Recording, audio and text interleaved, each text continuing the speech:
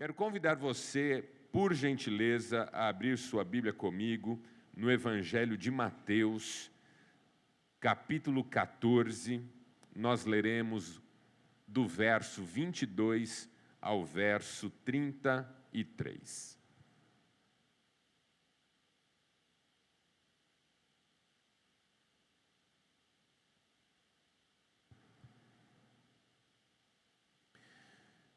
Mateus, capítulo 14, versos 22 a 33. Diz assim a palavra de Deus. Logo em seguida, Jesus insistiu com os discípulos para que entrassem no barco e fossem adiante dele para o outro lado, enquanto ele despedia a multidão. Tendo despedido a multidão, subiu sozinho a um monte para orar. Ao anoitecer, ele estava ali sozinho, mas o barco já estava a considerável distância da terra, fustigado pelas ondas, porque o vento soprava contra ele. À alta madrugada, Jesus dirigiu-se a eles andando sobre o mar. Quando o viram andando sobre o mar, ficaram aterrorizados e disseram: "É um fantasma", e gritaram de medo. Mas Jesus imediatamente lhes disse: "Coragem, sou eu, não tenham medo." "Senhor", disse Pedro, "se és tu, manda-me ir ao teu encontro por sobre as águas." "Venha", respondeu ele. Então Pedro saiu do barco, andou sobre a água e foi na direção de Jesus. Mas quando reparou no vento, ficou com medo e, começando a afundar, gritou: "Senhor, salva-me!" Imediatamente Jesus estendeu a mão e o segurou. E disse: "Homem de pequena fé, por que você duvidou?" Quando entraram no barco, o vento cessou. Então os que estavam no barco o adoraram, dizendo: "Verdadeiramente, tu és o Filho de Deus." Até aqui, louvado seja o Senhor pela sua palavra. E você diz?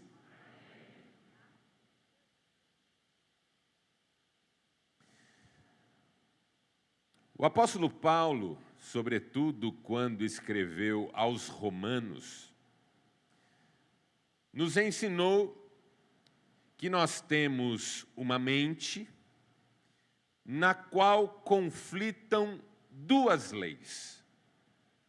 De um lado, a lei da carne, de outro lado, a lei do espírito. De um lado, essa voz que nos chama à obediência à vontade de Deus.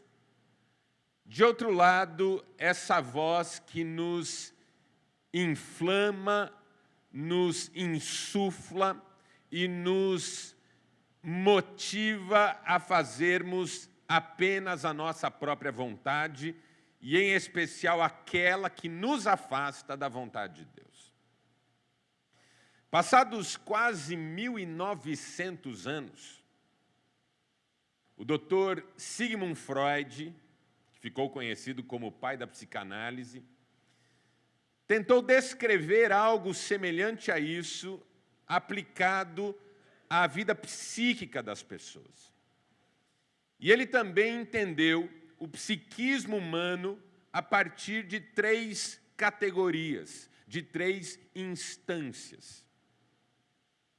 A mente, esse lugar das decisões, das escolhas, mas ele chamou essa instância de ego.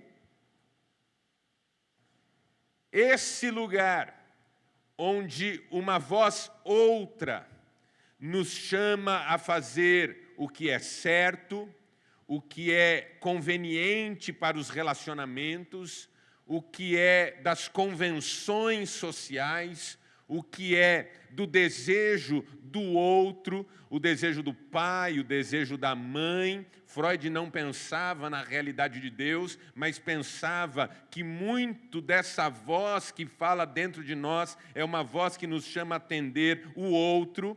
o desejo do outro, as imposições do outro, e ele chamou essa instância de superego. O ego e o superego como essa instância que se sobrepõe ao ego, por isso superego. E, de outro lado, uma instância que é só nossa, que tem a ver com os nossos próprios desejos, com a nossa vontade, com os nossos interesses, com aquilo que é prazeroso para nós. E Freud batizou essa instância de id. Então, você que já estudou psicologia, que já estudou psicanálise, ou mesmo que já leu alguma coisa nessa área, já entrou em contato com esses termos: o id, o ego e o superego. Não é uma grande novidade, o apóstolo Paulo já fazia esse exercício de distinção. Mas Freud queria chamar a atenção, como Paulo também chamou a nossa atenção, para esse conflito que existe dentro de nós. Um conflito que se passa na nossa mente, um conflito que se passa na nossa vida psíquica e que considera, de um lado, aquilo que se exige de nós e, de outro lado, aquilo que nós mesmos queremos para nós. Um conflito entre o desejo do outro, e para Paulo o que interessava era o desejo de Deus, e o nosso próprio desejo, que Paulo chamou de desejo da carne, e que a psicologia e a psicanálise chamam de o desejo narcísico, o desejo que tem a ver com o nosso próprio prazer, com a nossa própria satisfação, com a nossa própria realização. Só que o que o Dr. Sigmund Freud construiu a partir dessa distinção de instâncias? Uma teoria a respeito das doenças psíquicas, daquilo que afeta e torna enferma a nossa condição mental. O que Freud entendeu?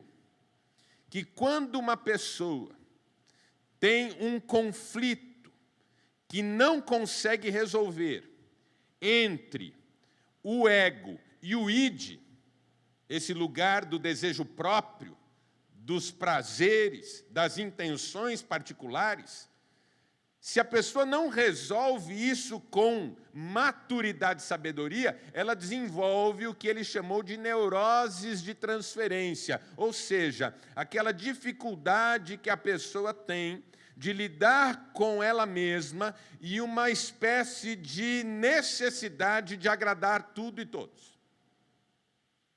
Já conheceu gente que não sabe dizer não para ninguém? Já conheceu gente que dá satisfação de tudo que pensa, o que faz, às vezes até para quem ela nem conhece direito? Eu brinco que você reconhece um neurótico porque ele não consegue dar um passo sem dizer o que vai fazer. É a pessoa que está sentada num auditório como esse, se levanta, olha para quem está do lado, nem conhece quem está do lado, e diz assim: eu vou ao banheiro e já volto. Por que é que você está explicando?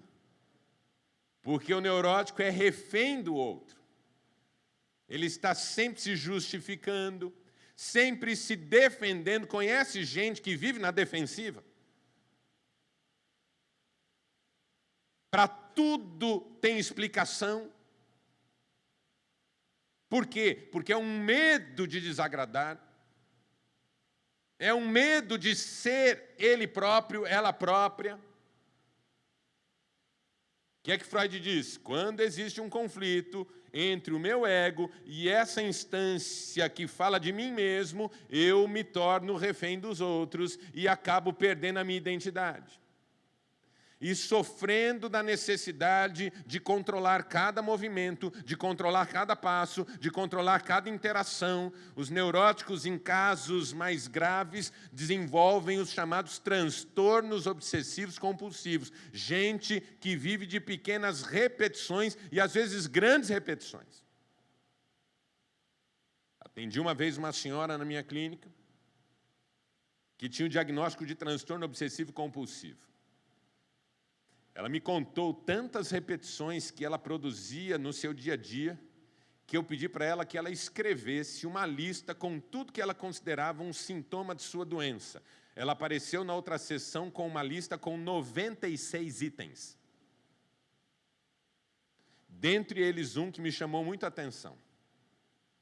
Ela disse, eu me levanto 5, 6, 7 vezes à noite para verificar se a porta está trancada. Eu verifico, volto para a cama, passa um tempo, me vem um pensamento intrusivo e eu pergunto, será que verificando a porta eu a abri?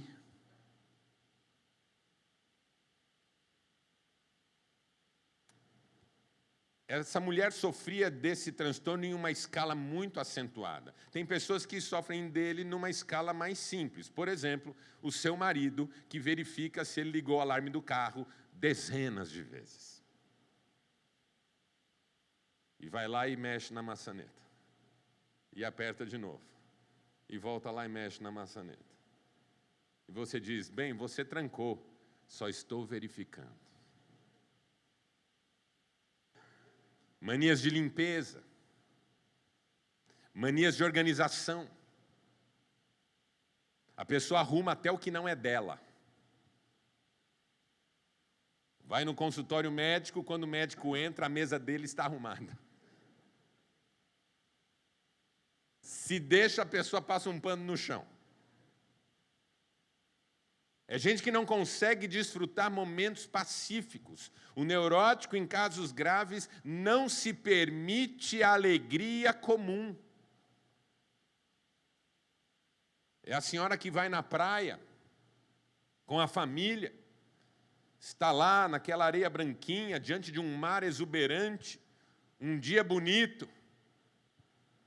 Chega às 9 horas da manhã, quando dá 9h30, acho que eu vou voltar, dar uma lavada na louça que ficou na pia.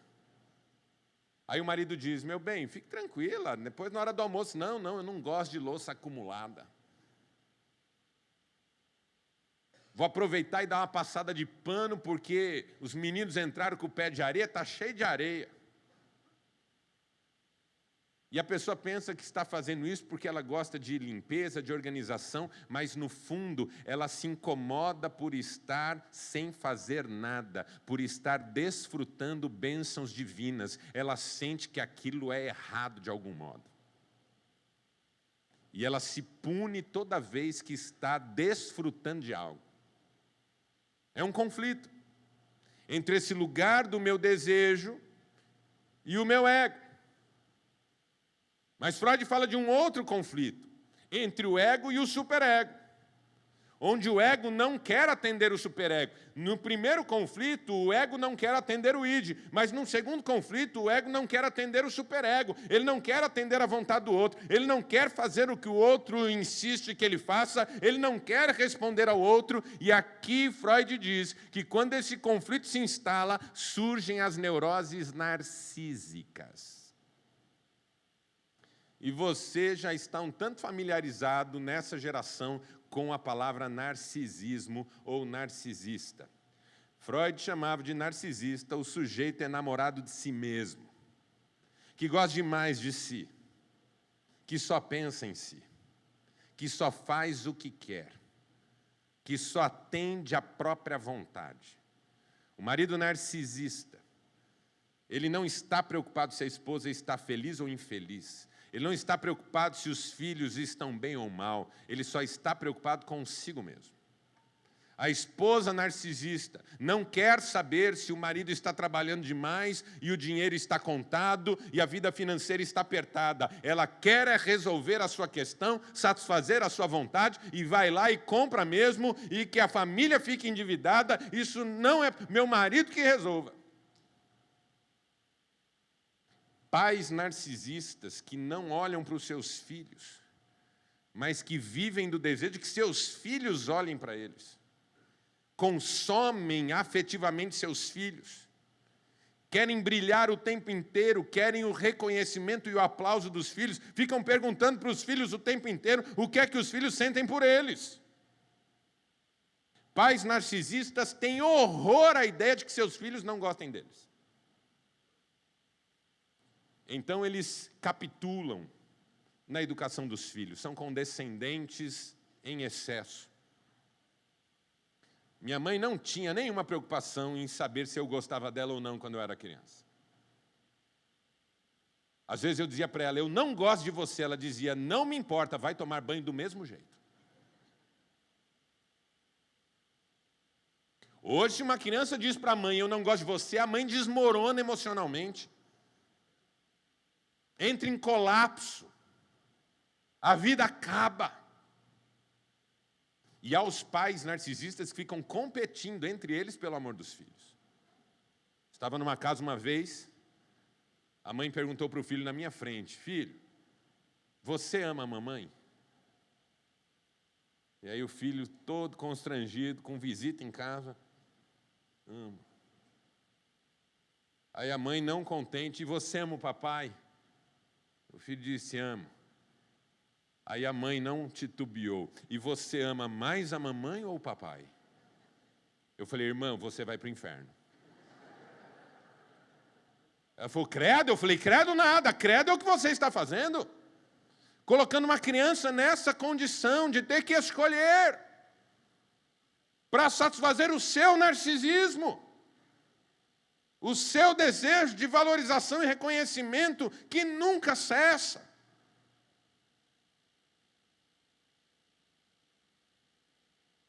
O narcisismo pode chegar num ponto em que ele vira o que Freud chamou de melancolia. Quando a pessoa é tão ensimesmada que ela para de se relacionar com o mundo de forma saudável e começa a consumir tanto de si mesma que adoece num estado depressivo. Só que Freud falou de um terceiro conflito. E esse é muito interessante.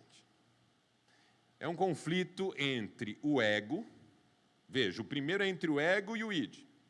O segundo é entre o ego e o superego, mas há um terceiro. Entre o ego e a realidade. Entre o ego e o mundo externo. Entre o ego e a vida tal como ela é. Às vezes a mente não dá conta dos desafios que a vida impõe. Porque viver não é só uma questão do meu desejo e do desejo do outro, mas é uma questão de entender a vida. A vida, muitas vezes, não atende nem o meu desejo, nem o do outro. Seu filho, quando era pequeno, queria voar. Ele aprendeu cedo que voar não dá. Caindo do sofá, se esborrachando no chão, sentindo as dores que o corpo é capaz de produzir. Ele aprendeu cedo que cachorro que a gente não conhece, a gente não estende a mão para ele, porque tomou uma mordida. Ele aprendeu cedo que se não se alimenta direito, começa a ficar doente com facilidade. A realidade impõe suas regras. E aqui vem uma questão. Quando o conflito entre o ego e a realidade não se resolve, diferente do que acontece entre o ego e o id, que dá lugar às neuroses de transferência, ou o conflito entre o ego e o superego, que dá lugar às neuroses narcísicas, um conflito não resolvido entre o ego e a realidade dá lugar às psicoses. E o que é uma psicose? É um quadro em que a pessoa rompe com a realidade. Em que ela não dá mais conta da realidade e começa a criar para si uma realidade alternativa. Tipos de psicose: paranoia. Conhece gente paranoica? Todo mundo a persegue, todo mundo quer fazer mal para ela, todo mundo quer tirar algo dela.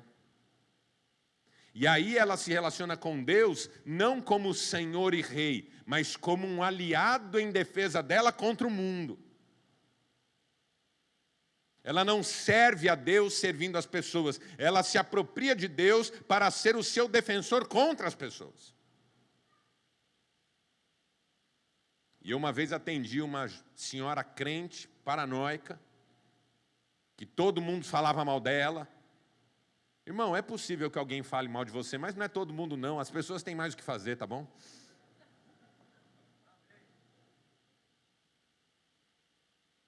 Mas ela achava que todo mundo falava mal dela. Todo mundo só fala mal de nós, pastores. Isso é todo mundo. E ela disse para mim, mas hão de se ver com Deus. Recentemente, uma vizinha minha, ela me contando, que infernizava a minha vida, falei com Deus, agora está lá com câncer. E eu pensando comigo, está aí alguém que não entendeu nada do Evangelho. Porque vive o Evangelho no modo paranoico. Outro tipo de psicose, esquizofrenia. Quando a pessoa tem uma cisão de personalidade. Tipos esquizofrênicos que os adolescentes estão vivendo hoje. Bulimia, por exemplo. A menina se olha no espelho e ela não se vê como é. Ela se vê a partir de uma imagem que está dentro da cabeça dela. Então ela está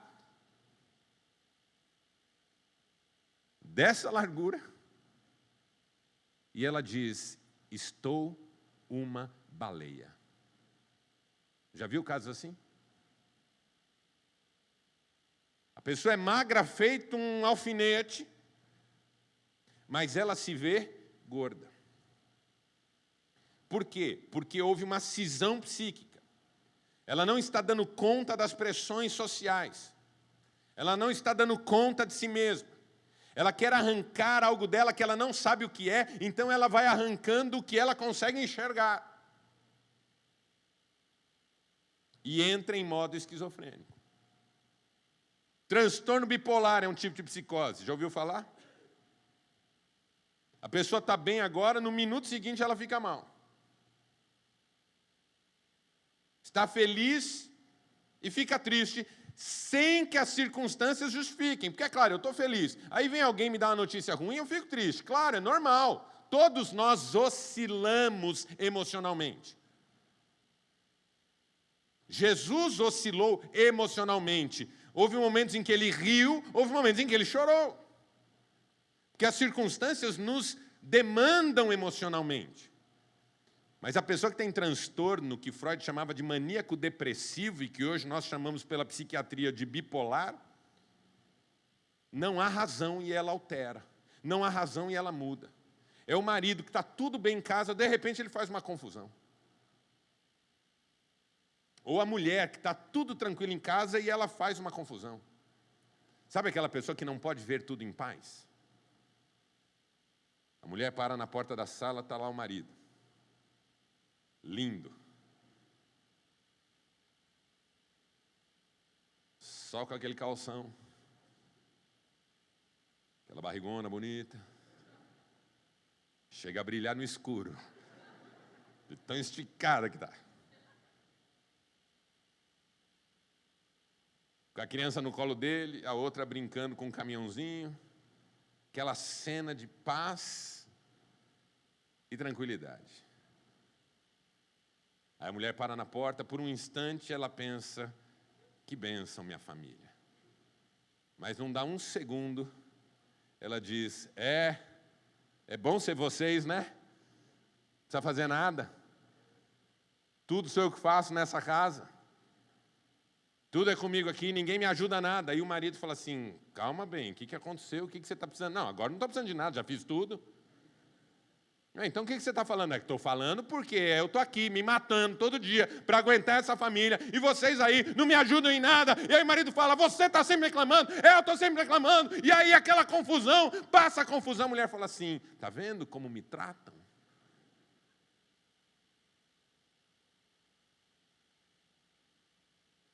É do 0 a 100 em segundos.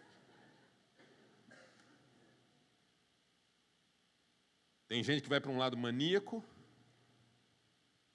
Tem gente que vai para o lado depressivo. São sintomas que revelam que a pessoa não está dando conta da vida. Marcelo, por que você está falando sobre isso? Porque isso vai nos ajudar a entender o texto que nós lemos. Porque o texto que nós lemos, que é um texto super conhecido nosso, ele tem uma função teológica nos evangelhos que é fundamental. Você sabe que nos evangelhos, a caminhada de Jesus sobre as águas se dá na sequência da multiplicação dos pães. Você sabe disso. Você já leu a Bíblia várias vezes. Jesus multiplica os pães, com o povo assentado sobre a relva, dividido em grupos de pessoas, com os discípulos servindo. E naquele momento, simbolicamente, visualmente até, Jesus está resgatando a liderança de Moisés. Do Moisés que dividiu o povo em grupos, que estabeleceu líderes mediante o conselho de Jetro, que deu pão para esse povo no deserto, que deu água para esse povo no deserto, e ele havia dito: Deus suscitará no vosso meio um profeta semelhante a mim, e a ele vocês vão ouvir. Então, desde Moisés, as profecias messiânicas tratam de um novo Moisés para um novo êxodo diante ou na direção de uma nova terra prometida.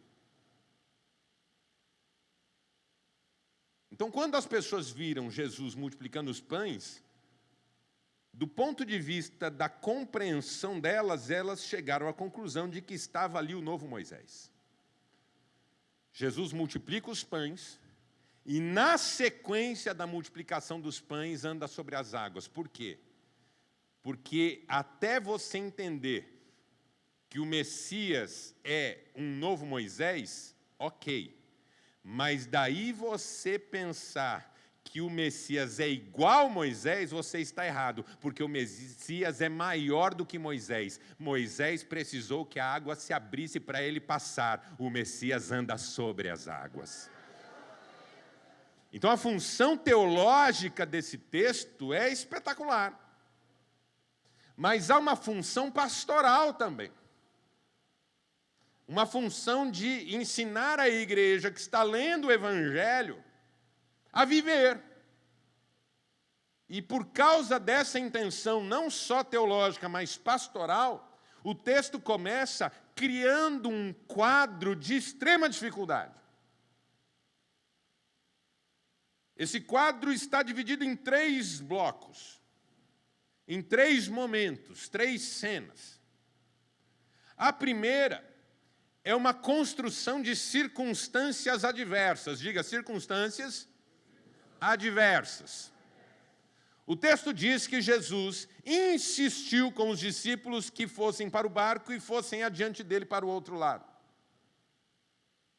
E também diz que Jesus despediu as multidões, ou seja, ele se livrou das pessoas para ficar sozinho e orar. E orou por algum tempo. E enquanto Jesus orava, o que aconteceu?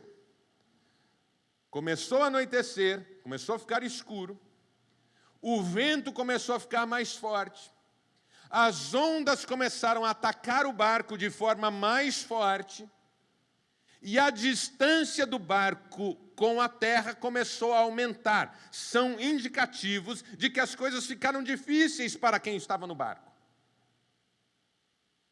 Escuridão, ventos e ondas contrários e distância. Aqui um cenário de adversidade, de um mundo que ao invés de me facilitar, me prejudica, ao invés de me ajudar, me atrapalha, ao invés de me levar para onde eu quero, me leva noutro lugar, em noutra direção. Todos nós sabemos o que é uma circunstância adversa. É esse lugar em que tudo fica mais escuro, em que tudo parece mais distante e em que tudo parece contrário aos nossos esforços. Essa é a primeira cena.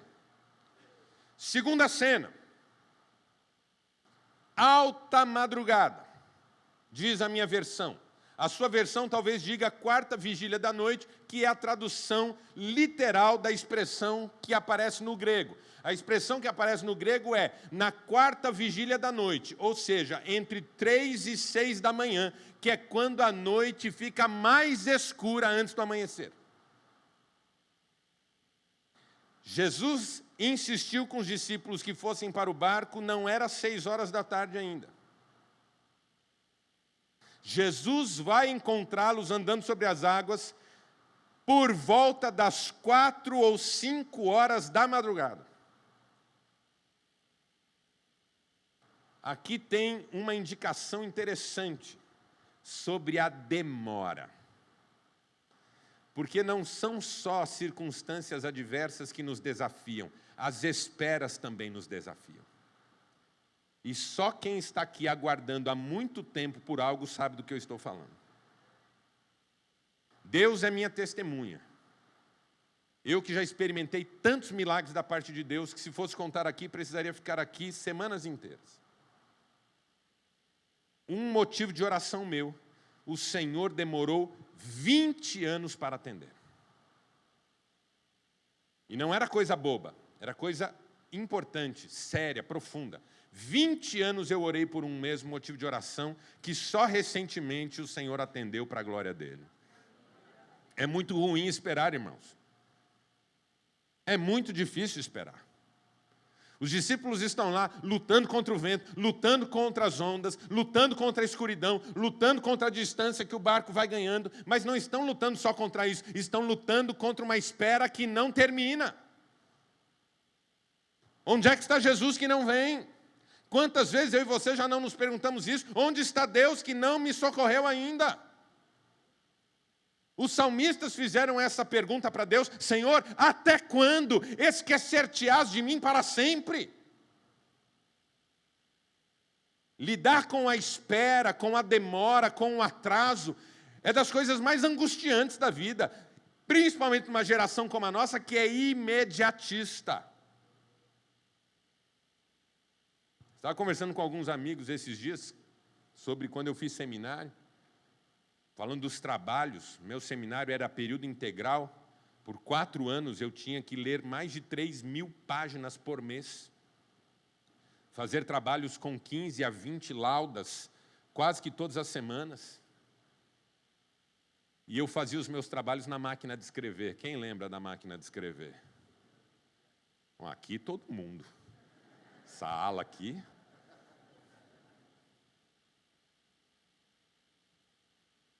E chegava no fim da linha aquela contação de espaço para não passar, para ficar bonitinho.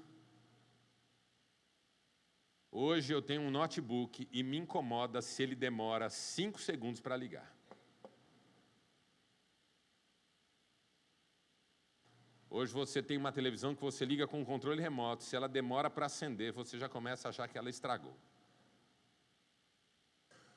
Há pessoas que desenvolveram o transtorno obsessivo compulsivo de verificar isso aqui a cada 30 segundos.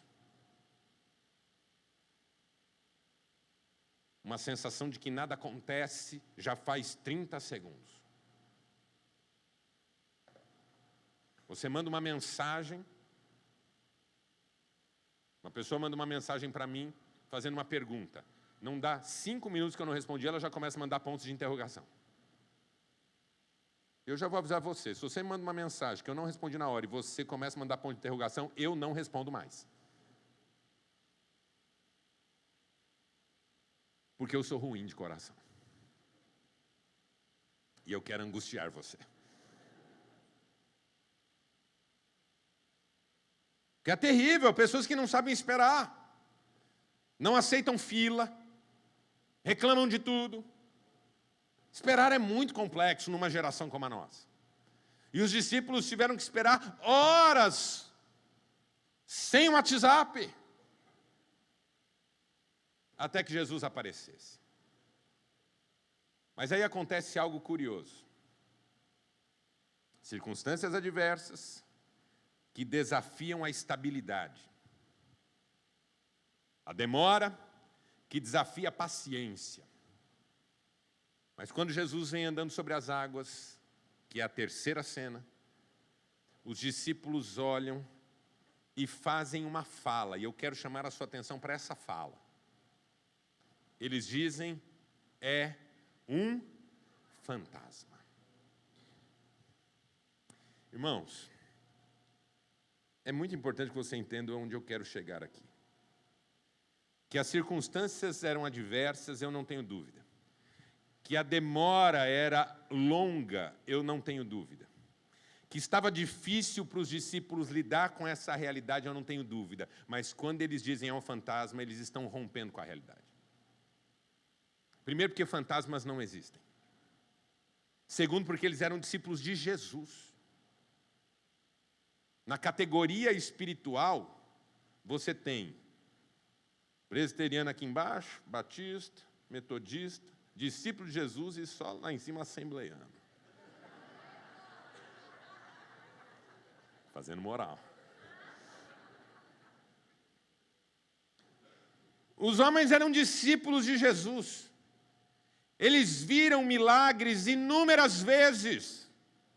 Eles ouviram o Sermão do Monte, eles ouviram vários ensinos do Mestre. Como é que esses homens, por causa de circunstâncias adversas e a espera prolongada, rompem com a realidade rapidamente?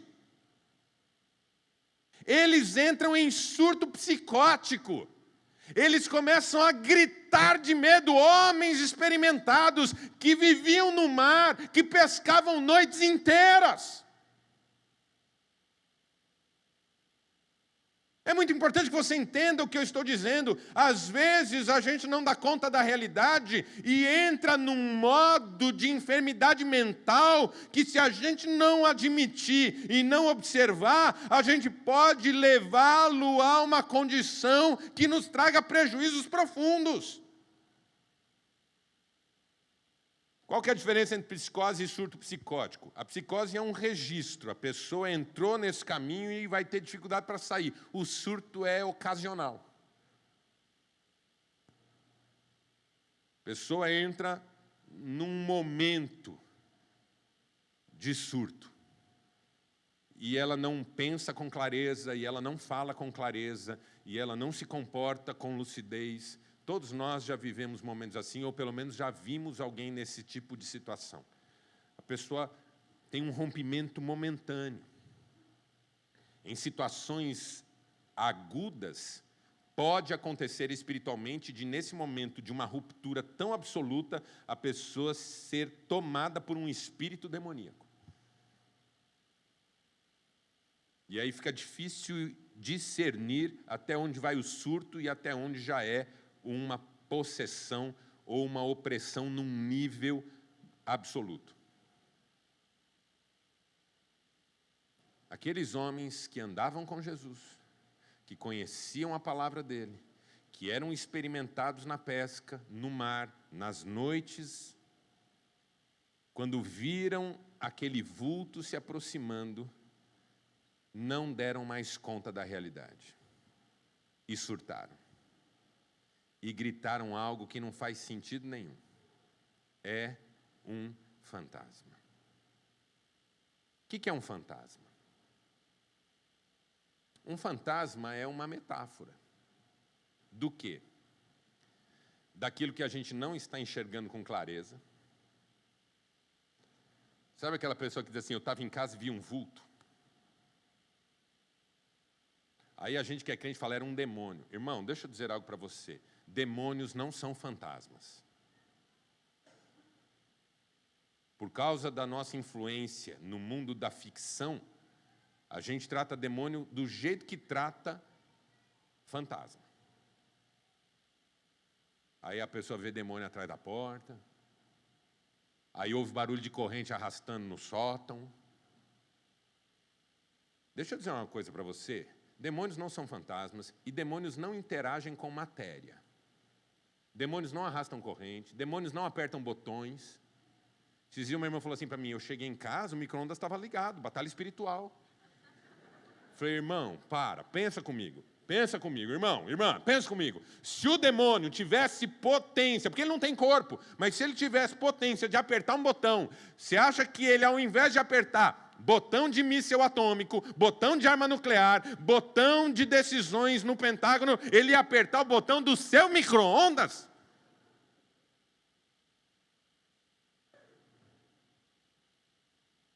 A gente vai rompendo com a realidade bíblica e vai criando uma realidade alternativa, onde a nossa casa vira um lugar onde começa a ter entidades, onde os barulhos que a gente ouve começam a ser barulhos que a gente responde a eles como se fossem questões espirituais. E você não tem na Bíblia nada disso está na Bíblia, nada disso. Os demônios existem? Existem. Eles ameaçam? Ameaçam. Eles podem se apropriar de um corpo? Podem. Mas esse é o limite deles. O único que tem todo o poder nos céus e na terra para fazer o que bem entender é o Senhor, Deus vivo, todo-poderoso, Criador de tudo que existe. O fantasma é a resposta óbvia para aquilo que a gente não está enxergando direito, para aquilo que a gente não compreende. Os discípulos estavam na alta madrugada, é o momento mais escuro. Nós sabemos que a noite é mais escura antes do amanhecer. Eles veem um vulto. Eles estão no meio do mar, eles não entendem aquilo. Agora, uma coisa é você não entender, outra coisa é você não entender e querer explicar. Que é um mal da nossa geração. Nós não entendemos um monte de coisa e queremos explicar tudo. Mas um fantasma também é alguma coisa que assusta, que nos apavora. Todos nós temos fantasmas. Por exemplo, o fantasma do divórcio. Por exemplo, o fantasma do desemprego. Porque se o fantasma é algo que eu não enxergo direito, que não está no meu campo de visão, que eu não compreendo plenamente, porque a minha mente não absorve com facilidade isso, e que eu temo, quantos fantasmas existem na nossa vida, metaforicamente falando? É o fantasma da doença. A pessoa vai num médico, o médico diz assim, eu vou precisar de um exame, tem um carocinho aqui, pronto, é um fantasma. O que é o fantasma? É aquilo que eu não estou enxergando direito, porque o exame nem foi feito. É aquilo que eu não compreendo, porque eu não sou médico. Mas é aquilo que me assusta, porque vai que é um câncer, vai que é uma doença grave, vai que eu vou ter que fazer um tratamento. Aí vira um fantasma. Aí, qual que é o resultado do fantasma? O pavor, o terror, a gritaria, o surto. De repente eu não consigo mais lidar com a realidade tal como ela exige. Eu começo a perder a estribeira, o meu chão vai embora, eu começo a ficar desesperado. Até que vem a quarta cena. E na quarta cena as coisas começam a se resolver. E aqui eu quero falar com você sobre o que fazer para não surtar e para manter a sanidade, mesmo em circunstâncias adversas e quando as soluções parecem demoradas. Talvez aqui haja pessoas que estão vivendo circunstâncias adversas, amém? Tem pessoas aqui vivendo circunstâncias adversas? Sempre tem. Talvez haja pessoas aqui que estão vivendo demoras que se estendem. E está difícil continuar esperando. Mas eu quero dizer para você que você não precisa surtar, que você não precisa se apavorar, que você não precisa enxergar fantasmas para onde você olha, porque tem uma solução para a sua vida. E tem um caminho de Deus para você, de manutenção da sanidade, mesmo nos momentos mais desafiadores. E essa cena começa com Pedro. Mas por que começa com ele? Porque ele ouve uma voz, não uma voz delirante, não uma voz criada na mente dele, mas uma voz que é a voz de Jesus. Os discípulos estão gritando e Jesus diz, a Bíblia diz que ele disse, não tenham medo, coragem, sou eu. Primeiro passo para você não entrar em surto e não perder a sanidade mental. Primeiro passo é ouvir e conhecer. Diga ouvir e conhecer. Primeiro Pedro ouviu. E segundo Pedro conheceu. Ele ouviu aquele que disse. E ele conheceu aquele que disse, sou eu.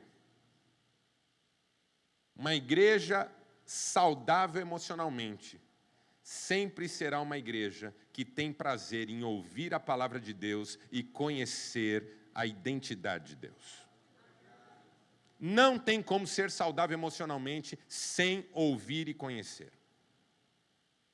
Você não vai ser saudável emocionalmente só cantando, só falando, só expondo e extravasando seus sentimentos. Você não vai ser saudável emocionalmente apenas realizando seus desejos ou o desejo do outro. Você vai começar a ser saudável emocionalmente quando, mesmo em circunstâncias adversas, mesmo na demora que não cessa, mesmo com o medo tomando conta do seu coração pelos fantasmas que você já viu ali anunciados, você se dispuser a ouvir e conhecer a Deus. Porque a fé vem pelo ouvir, e ouvir da palavra de Deus. Por isso que mais importante para o diabo do que atormentar você é afastar você da palavra de Deus. O diabo não faz tantos esforços no sentido de atormentar você, porque ele sabe que se ele atormentar você, você vai buscar a Deus. Ele faz mais esforços no sentido de afastar você desse lugar em que você busca a Deus, em que você se interessa por Deus, em que você ouve a Deus, em que você aprende de Deus. Por que a gente aprende? Para aumentar a confiança. Então, mesmo que eu esteja sofrendo, eu preciso de espaços de ouvir e aprender, ouvir e conhecer. Porque quando Jesus diz, não tenham medo, coragem, sou eu, coragem e não tenham medo só faz sentido porque ele diz, sou eu. Se essa voz não diz, sou eu, não dá para ter coragem, não dá para vencer o medo. Eu só venço o medo porque eu ouvi aquele que diz, não tenha medo, sou eu. Eu preciso ouvir essa voz e reconhecer Jesus na minha cena mais difícil, porque assim que eu perceber Jesus na minha cena mais difícil, ela deixa de ser tão difícil quanto parecia, porque maior é Ele do que a minha circunstância adversa. Ouvir e conhecer. E quando Pedro ouve e conhece quem falou, ele toma uma decisão. Ele diz, se és tu mesmo, manda-me, note o verbo, manda-me, ordena-me, ir ter contigo andando sobre as águas. Essa frase precisa ser entendida tal como ela foi dita. Ordena-me ir contigo, ao teu encontro, andando sobre as águas. O desejo de Pedro não é andar sobre as águas. O desejo de Pedro é ir até Jesus. Para isso, ele precisa que Jesus dê essa ordem. E ele tem clareza de que com a ordem de Jesus e o desejo de estar com ele, andar sobre as águas não é o problema. Então, se o primeiro desafio é ouvir e conhecer, o segundo desafio é crer e obedecer. Diga crer, obedecer. Primeiro eu creio e segundo eu obedeço. Porque dar crédito é obediência. E toda vez que eu dou crédito à palavra de Deus, eu quero que ela organize a minha vida, e por isso a obedeço. Então, quando Pedro crê que é Jesus, ele diz, me dá uma ordem, para que eu esteja contigo. E aí eu não terei medo das águas mais. E eu vou andar sobre elas. E aí Jesus diz, venha. Dá a ordem. Agostinho de Hipona entendeu essa dinâmica tão bem que ele disse nas suas confissões: dá-me o que ordenas e ordena o que quiseres. Ou seja, é Deus quem manda, mas é Deus quem viabiliza, é Deus quem faz acontecer. Então, se Ele manda, eu obedeço, porque é Ele quem está mandando, e se Ele está mandando, Ele faz acontecer. E aí Pedro, incrivelmente, irmãos, desce do barco. Os discípulos estavam gritando de medo no barco, provavelmente agachados no barco, transformando o barco num refúgio contra o perigo. Quando você crê e obedece, você não precisa mais de refúgios contra o perigo, porque o seu refúgio é o Senhor. Crer e obedecer. Manda-me ter contigo, andando sobre as águas. Jesus disse: venha. E Pedro desceu do barco. Tem gente que não desce do barco de jeito nenhum. O barco virou zona de conforto. O barco virou lugar de manutenção, preservação da minha crise pessoal. Pedro diz: eu desço, se o Senhor mandar, e for para eu ir encontrar contigo. Aí as águas não são mais um problema. As minhas circunstâncias adversas não são mais um problema. A demora não é mais um problema. Porque eu creio, obedeço e estou indo contigo. Mas aí tem uma outra lição aqui. Que é focar e seguir. Diga focar e seguir. Olha a dinâmica do que nós estamos trabalhando aqui na construção de sanidade mental e emocional. Eu preciso ouvir e conhecer, eu preciso crer e obedecer, e eu preciso focar e seguir. Porque ainda que eu tenha ouvido, conhecido, crido e obedecido, as circunstâncias não vão me dar trégua. A demora não vai se encerrar imediatamente, muitas vezes. E Pedro começa a perceber que está demorando para chegar até onde Jesus está. E o vento não ficou mais fraco. E as ondas não ficaram menores. E ele não é suficientemente forte para cuidar de si mesmo. E ele começa a naufragar. Veja, você não tem direito, e eu também não tenho, de criticar Pedro porque ele começa a naufragar, porque ele foi o único que desceu do barco. Mas isso me ensina que mesmo em momentos de passos de fé, eu posso ter crises emocionais. Entendeu isso? Eu posso estar vivendo um momento de fé profundo. Por exemplo, o pastor está num momento de fé profundo, construindo um templo, ajudando a obra missionária, fazendo esforços para que o evangelho cresça. Tem muita fé envolvida aqui.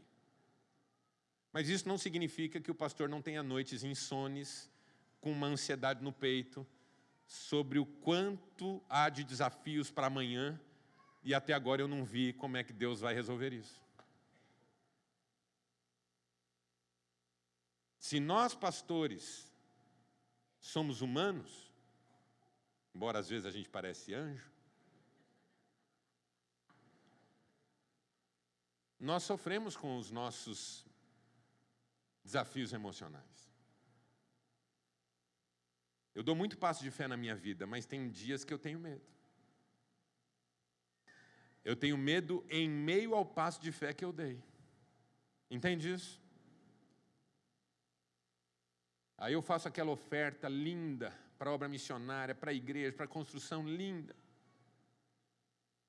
E na semana aparece um boleto que eu não sabia que ia aparecer. E aí eu penso, primeiro pensamento, será que a igreja devolve? Porque por mais que eu saiba que é Deus quem me sustenta, bate um medo. E eu não me condeno por isso. Eu preciso aprender a focar e seguir. Nesse momento que eu dei a oferta, mas estou passando um desafio financeiro, nesse momento em que dei um passo de fé, mas estou com um problema para resolver, eu vou olhar para Jesus. E vou seguir. Não vou ficar perguntando se devia ter feito ou não. Não vou ficar tentando voltar atrás no que foi feito. Não vou ficar lamentando um passado que já era para ter passado. Eu vou focar e seguir em frente, como o apóstolo Paulo disse, fazendo uma coisa, deixando aquilo que para trás fica, vou adiante para aquilo que está à minha frente. O autor aos Hebreus diz, olhando firmemente para Jesus, o autor e consumador da nossa fé. Mas tem uma quarta lição aqui, com ela eu termino, que é sobre clamar e acalmar. Diga clamar e acalmar. Pedro está afundando agora. E o que a gente faz quando está afundando? A gente não surta, embora dá vontade. A gente não desespera. A gente não entrega os pontos. A gente clama, porque nós temos um Deus que também nos ouve. Pedro começou ouvindo a voz que disse, não temas, sou eu, coragem. Agora ele fala com esse que disse, não temas, e diz, ajuda-me. E louvado seja Deus, a mão de Jesus se estende e ajuda. E sabe o que Jesus faz com Pedro? Depois de ajudá-lo? Entra com ele no barco. Sabe por quê? Porque nenhum de nós vai viver de milagre, irmãos. Os milagres vão acontecer na nossa vida e louvado seja Deus, tem acontecido. Mas a gente não vive de milagre. A gente vive a vida comum. Jesus andou com Pedro sobre as águas e foi para onde? Para o barco. Para terminar a viagem onde? No barco. Para chegar do outro lado, como? No barco. Há dias em que o Senhor me dá um sustento que eu não granjeei. Faz um milagre desses que são uma alteração da vida comum. Mas no dia a dia eu como daquilo que é o fruto do trabalho. Tem dias no culto que eu prego que pessoas são curadas, transformadas, se reconciliam. Mas tem dias que eu prego e a pessoa que me ouviu volta para casa muito parecida com como ela veio. Mas eu não vou deixar de pregar, porque esse é o barco, e eu preciso continuar navegando. Não é todo dia que acontece milagre, milagre no sentido de um extrapolamento das regras do jogo. Não é todo dia que acontece um milagre na minha vida. Mas todo dia eu sigo em frente, porque aquele que faz milagres está comigo, dentro do meu barco, dentro do meu barco, dentro do meu barco.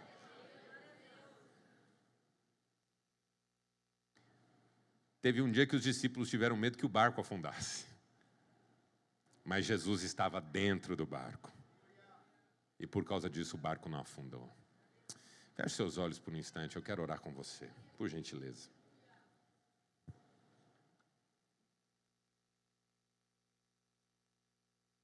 Eu quero sanidade emocional. Eu quero saúde mental. Eu quero emoções equilibradas. Eu quero meu interior em paz. Porque eu tenho um Deus que cuida de mim. As circunstâncias podem ser adversas, a demora pode estar se estendendo mais do que eu gostaria. Os fantasmas estão aparecendo e as minhas emoções estão sendo agitadas. Mas eu tenho um Deus que cuida de mim. Eu quero ouvir e conhecer a Deus. Eu quero crer e obedecer a sua palavra. Eu quero focar nele e seguir em frente. E eu quero clamar e acalmar quando as coisas não forem do jeito que eu gostaria que elas fossem. Haverá dias em que nada vai acontecer, mas o meu coração estará calmo, porque Deus está no meu barco, Deus está comigo, Deus está em mim pelo Espírito Santo, e eu não vou desesperar, e eu não vou perder o ânimo, e eu não vou me amedrontar diante das lutas, porque o Senhor está comigo. Talvez você esteja vivendo circunstâncias adversas. Talvez você esteja vivendo uma demora que não cessa. Talvez você esteja por um fio emocionalmente, brigando com quem não precisa, descontando em quem não merece, desanimando, entregando os pontos, quando deveria perseverar. eu vim aqui para dizer para você, ouça e conheça. Há um Deus maior que a sua luta. Creia e obedeça. Ele vai fazer acontecer. Foque e siga em frente. Você não vai se arrepender. Clame e acalme o seu coração. Ele está no barco. Ele está no barco. Quantos querem clamar a Deus nessa manhã? É só ficar em pé, eu vou orar com você.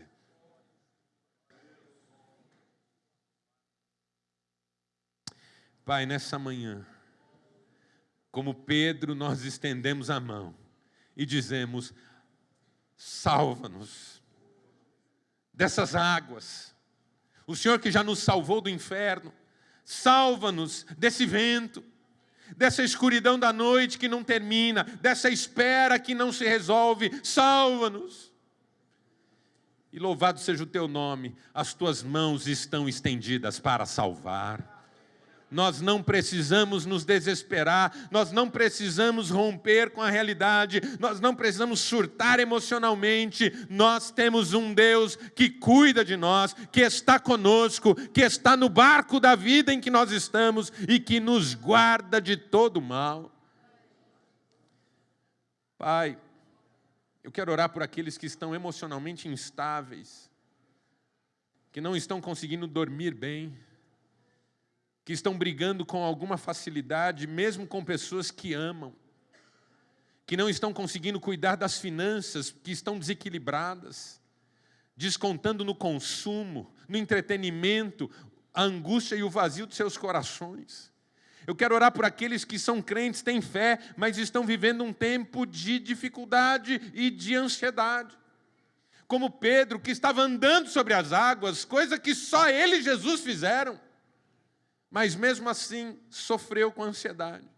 Mesmo assim teve medo das ondas e do vento. Mesmo assim se sentiu pequeno diante do desafio. Pai, nós somos como Pedro. Mas louvado seja o Senhor, assim como Ele podia pedir ajuda, nós também pedimos. E assim como o Senhor o tomou pela mão, nós também somos tomados nessa manhã pela mão. E o Senhor entra conosco nesse barco da vida. Pai, ajuda-nos a seguir viagem nesse barco da vida. Haverá dias de andar sobre as águas, mas haverá dias de continuar navegando. Essa semana, talvez, para a maioria de nós aqui, sejam dias de continuar navegando. A faculdade continua difícil. O emprego continua desafiador. O dinheiro continua curto. As coisas continuam complicadas. O barco continua pequeno. Mas louvado seja o teu nome, o Senhor está nesse barco. O Senhor está conosco. O Senhor cuida de nós. Há pessoas aqui que vão voltar para casa hoje e vão encontrar um familiar difícil de conviver.